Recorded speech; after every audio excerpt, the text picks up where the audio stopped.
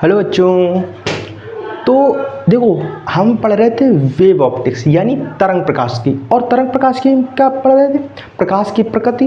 अब प्रकाश की प्रकृति में हमने पढ़ लिया था कि हाइगेंस के द्वितीयक तरंगाओं का सिद्धांत। हाइगेंस ने द्वितीयक तरंगाओं में क्या क्या बताया।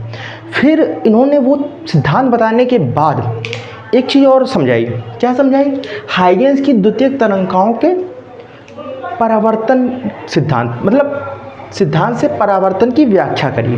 उस जो हाइगेंस का सिद्धांत था द्वितीयक तरंगाओं का, उस सिद्धांत में एक चीज़ और बताई कि परावर्तन की व्याख्या करी। अब परावर्तन क्या होता है? परावर्तन तो भाई वही होता है ना, जो अगर लाइट, जो प्रकाश होगा किसी चिकनी सतह या मिरर कह सकते हो, मिरर भी तो चिकना होता है, परावर्तक होता है एक अच्छा, तो उससे टकराए, चिकनी सतह या मिरर से टकराए, तो क्या होगा?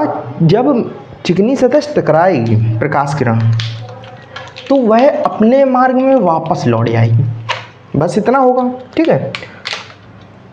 और चीज़ कुछ होती है, देखो, मान लिया ये चिकनी सतह है एक, या कह सकते हो परावर्तक तल, ठीक है। जहाँ से परावर्तन हो वही परावर्तक तल है। तो हाइगेंस ने कहा कि देखो, इन्होंने दो प्रकाश किरण डाली, दो रेज डाली, एक ये रेज डाली, और दोनों रेज में फर्क क्या था? दो रेज डाली क्यों, ये इसकी बात करते हैं। दो रेज में फर्क ये था कि एक रेज हल्का सा पहले डाल दी और एक थोड़ी देर में, ये ठीक है। ये इधर से परावर्तित हुई, ये इधर से। अब बेसिकली जब किसी पृष्ठ से परावर्तित होती है तो क्या होता है? तो सिर्फ यही होता है कि जो पृष्ठ होता है, पृष्ठ के इधर से परपेंडिकुलर हम डालते हैं। पर इसमें इन्होंने क्या बताया? इन्होंने जो रेस था, रेस की वेलोसिटी की बात कर दी, एंगल की बात कर दी, एंगल को फाइंड किया इन्होंने। तो इन्होंने क्या किया कि जब एक रेस, जो ये रेस थी, इसको इधर से परपेंडिकुलर, और ये परपेंडिकुलर किसका है? इसका परपेंडिकुलर है, मतलब इसका लंबवत, ये जो लाइन है इसके लंबवत, और एक परपेंडिकुलर कुछ ऐसे डाल दिया, ये इसका परपेंडिकुलर है, ठीक है। ये आपका पृष्ठ हो गया ए, ये जेड डैश पृष्ठ हो गया, ठीक है। ये हो गया आपका बी, ए डैश, ये हो गया बी डैश, ठीक है।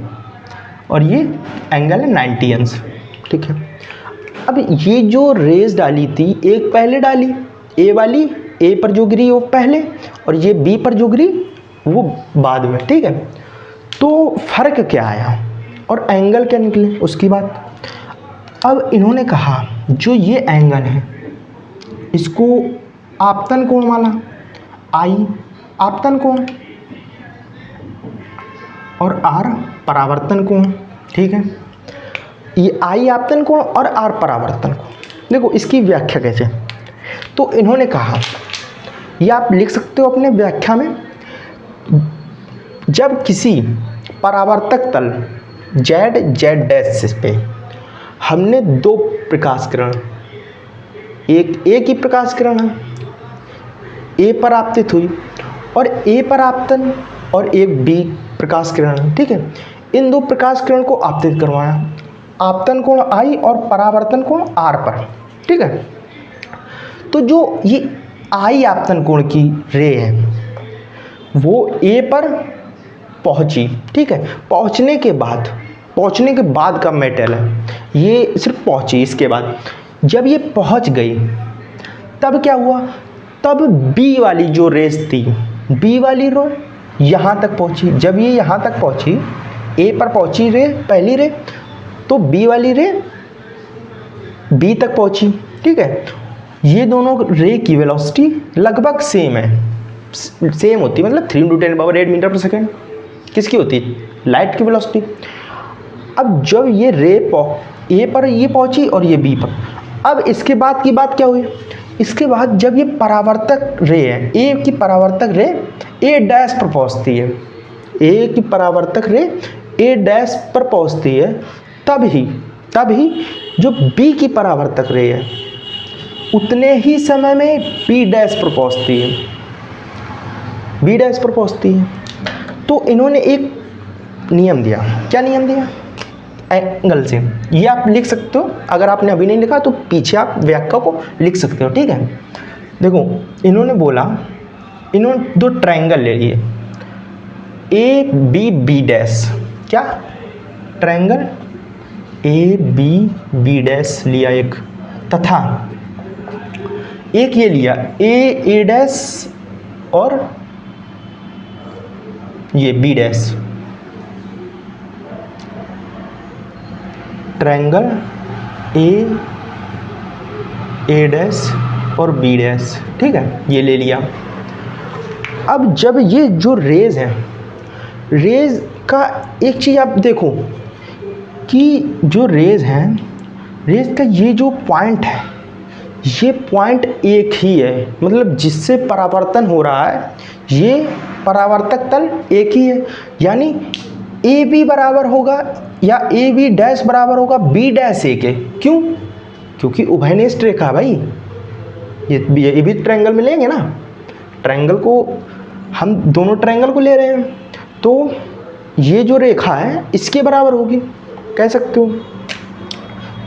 तो ए बी डैश बराबर बी डैश ए, क्यों?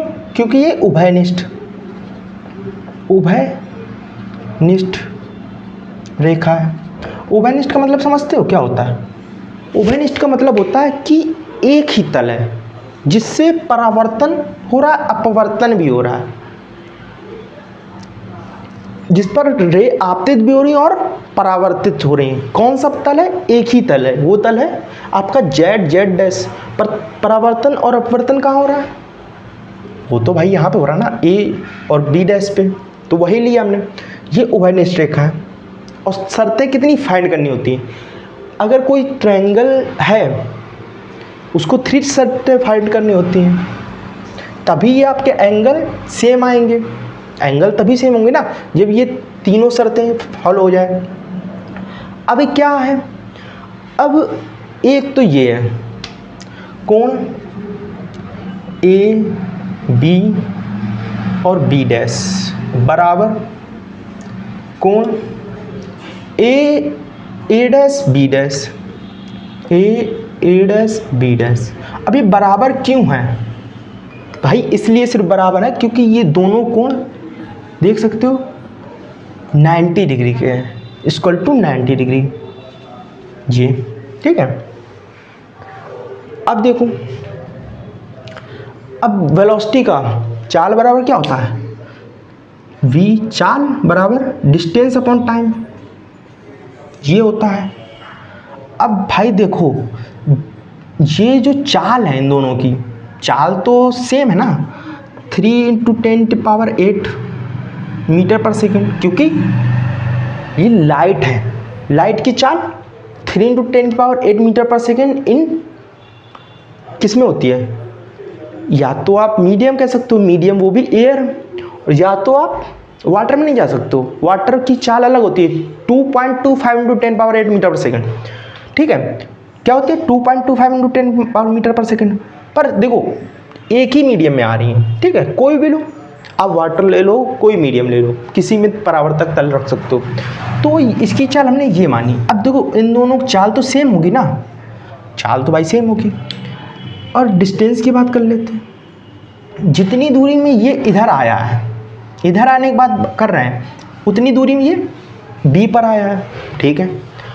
अब जितनी इसने दूरी ए तक तय की होगी उतनी ही दूरी तो इसने बी, क्योंकि ये दोनों एक समय पर, जब ये यहाँ से ए डैश पर आया था उतने ही समय में बी डैश पर आ गया था। इसका मतलब क्या हुआ? इसका मतलब इन्होंने दूरी तय की, वो भी सेम। क्यों सेम की? क्योंकि भाई इसकी चाल तो सिर्फ सेम ही है ना, चाल, और जब चाल सेम है तो दूरी भी सेम होगी। टाइम इक्वल्स, सॉरी, दूरी इक्वल्स वीटी कर सकते हो, क्योंकि दूरी वेलोसिटी और टाइम के डायरेक्टली प्रोपोर्शन होती है, डायरेक्टली प्रोपोर्शन। तो क्या कह सकते हो? कह सकते हो कि ये जो बी है, ए डैश को पहुंचने में कितना समय लगा? जितना बी डैश को लगा। मतलब ए डैश की दूरी, ए डैश दूरी है, ये दूरी है पूरी ए डैश, और बी डैश ये भी दूरी है। कितना समय लगा? वी चाल से टी समय लगा। ये इम्प्रूवमेंट हो गई, मतलब 3 शर्तें अपने लागू हो गई। दूरी भी हमने निकाल दी कि भाई इतनी दूरी ले ली, ठीक है। तो जब ये 3 एंगल सर्वांसम हो गए, इक्वल्स हो गए, तो क्या लिख सकते हो? Triangle of A B dash सर्वांसम या equal triangle of A dash B dash. तो ये जो एंगल होंगे I dash equals R dash, sorry I equals R, आपतन कोण बराबर परावर्तन कोण। सिर्फ किसके लिए?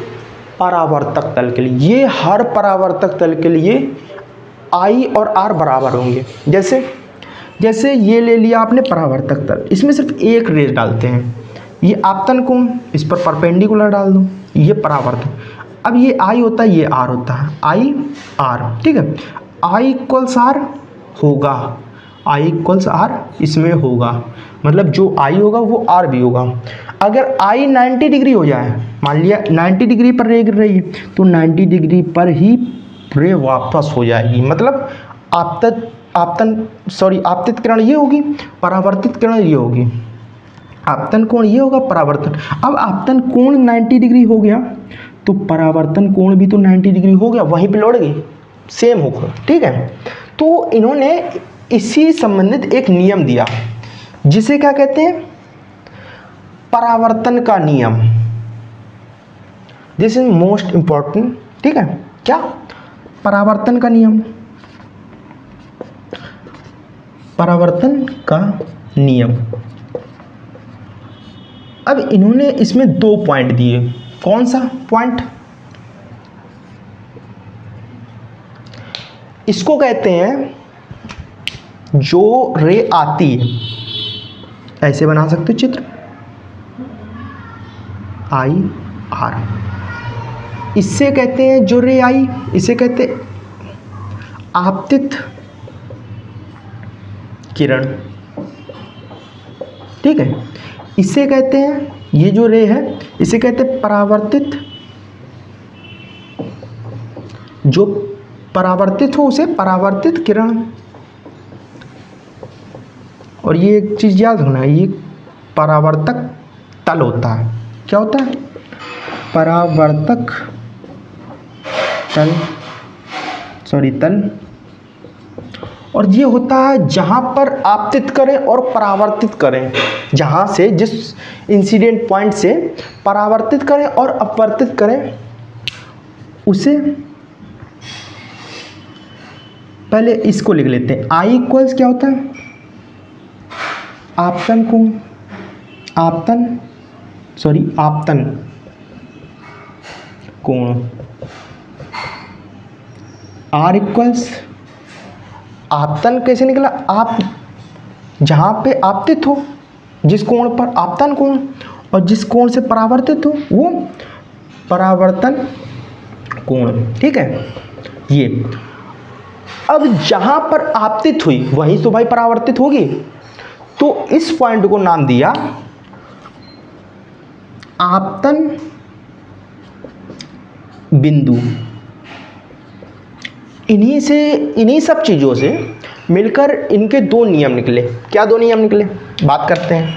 पहला नियम था कि आपतित किरण, जो ये किरण आपतित हो रही, आपतित किरण, परावर्तित किरण, आपतन बिंदु पर, ये आपका हो गया अवलंब, आपतन बिंदु जो है वहीं से तो अवलंब डाला है।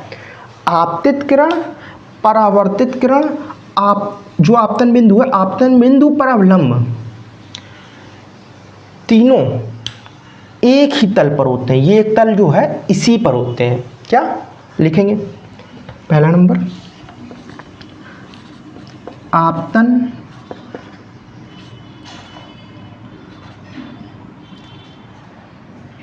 आपतित है ना, आपतित किरण, आपतित, ये आपतित किरण है ना, आपतित किरण, परावर्तित किरण, या लिख सकते हो आपतन कोण।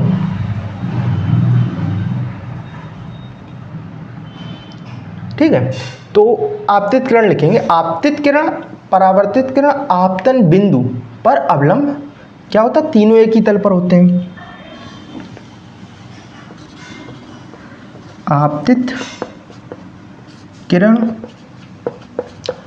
परावर्तित कॉमा परावर्तित किरण, आपतन कॉमा, ये आपतन बिंदु ना, तो आपतन बिंदु पर अवलंब, अविलंब क्या होते हैं? तीनों एक ही तल पर होते हैं, तीनों एक ही तल पर होते हैं। ठीक है, एक ही तल क्यों बोला भाई? एक ही पृष्ठ है यार, एक ही पृष्ठ लिए परावर्तक पृष्ठ है, तो ये यार एक ही पृष्ठ है, तो इसलिए एक ही तल पर होते हैं। ठीक है, इसलिए बोला। अब आपतन कोण तो ये है आई, और परावर्तन कोण आर है, और ये अभी हमने प्रूफ किया कि angle of I equals angle of R. जो आई का कोण होता है वो आर के इक्वल्स होता है। कब इक्वल्स होता है? सिर्फ और सिर्फ परावर्तन के नियम में, जब किरण परावर्तित होगी उसके नियम में। ठीक है, क्या लिखेंगे? आपतन कोण, आपतन कोण क्या है? Angle of I, angle of I बराबर किसके होता है? परावर्तन कोण। ठीक है, इसको क्या कहते हैं? Angle of R. और ये जो है आपका most important for board exam, बहुत इंपॉर्टेंट। ये दे देता है 2 नंबर में, 1 नंबर में दे देता है, और ये कभी कभी पूरा बहुत कम पूछते हैं। इसके जो आगे आएगा वो पूछ लेते हैं। ठीक है, अब मिलेंगे नेक्स्ट पार्ट में, तब तक के लिए बाय बाय।